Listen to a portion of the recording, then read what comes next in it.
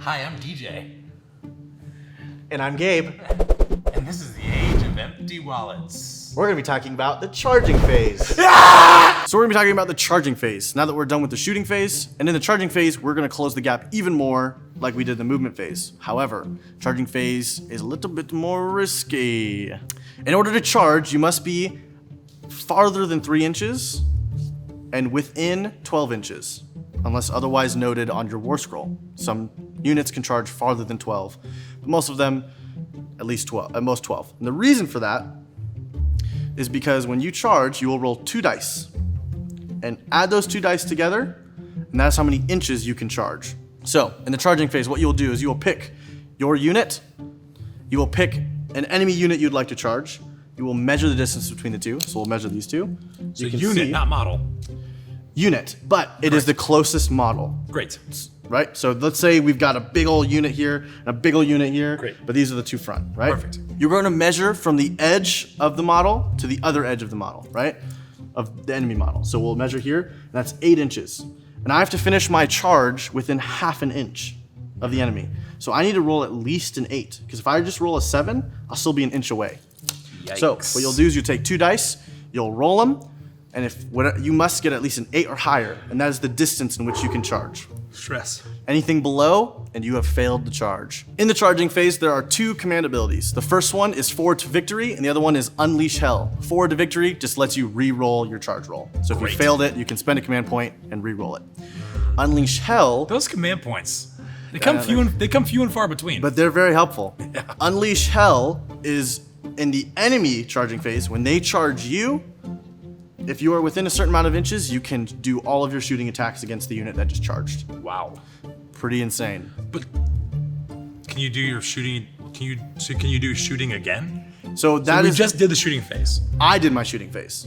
And then I just charged you, and now you can do Unleash Hell to use all of your shooting with that model, with that unit that you just used that command ability on. So does that then squash my shooting phase when it comes to my turn? Nope, then you will get your shooting phase next turn. So I will continue to pick units in my army to charge your army until I have either finished charging all of my units or I can decide, all right, that's it. I have a question. What's your question? Oh, hello. Oh, hey there. I didn't see you. Oh, well, I've been standing here the whole Yeah, time. I've been teaching you. It's dumb. It's okay. Oh, it's dumb. No, it's fine. I'll take that. It's dumb. How many units can you charge during the charging phase? Or, probably should have asked this way earlier in the phases, but how many units can you actually utilize during each phase? So I can utilize each unit that is able to. Okay. So if for example, if I'm outside of the 12 inches or within the 3 inches, I can't charge with them. Right. But during the movement phase, I could have moved everybody or just one unit at a time. You can move everybody, but you do it 1 unit at a time. Yes. So you do this unit and then you do this unit. So you can move everybody, or you can choose people choose units that you don't want to move. At the end of the charging phase, if I have any monsters or behemoths on the table, they can do a monstrous action. There are 4 monstrous actions you can do, and you can find those in the core rules. And some of them have restrictions on range and all that. Most of them are 3 inches, but each monster can do that. So I will carry out all of my monstrous rampages, and you will carry out all of your monstrous rampages. Okay. Now you're not going to do any charging, but it still just happens at the end of the charging phase. It happens at the end of the first player's. At the end of the charging phase, whether it's my charge phase, whether it's your charge phase, So every charge phase we do this. So when it's my turn at the end of the charging phase, I can do my monstrous rampages too. You'll do them first, and then I'll do them second. Okay. But since it's my turn, I'll do mine first, and then you'll do yours second. And do those monstrous rampages take any command points or anything like that, or does it just happen? You can't do the same one more than once. Okay. So we just went over the charging phase.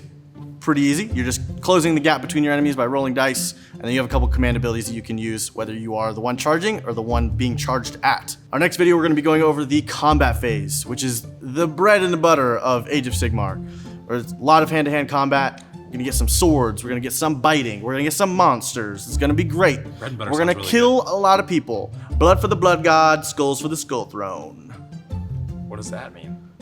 It means you're gonna die. I'm gonna destroy you. No. I'm gonna put you into the ground. No. I'm going to kill you and bathe in your blood. No. Yes. No. Yes. I Well, I've already killed you in the shooting phase. So no. You haven't gone yet.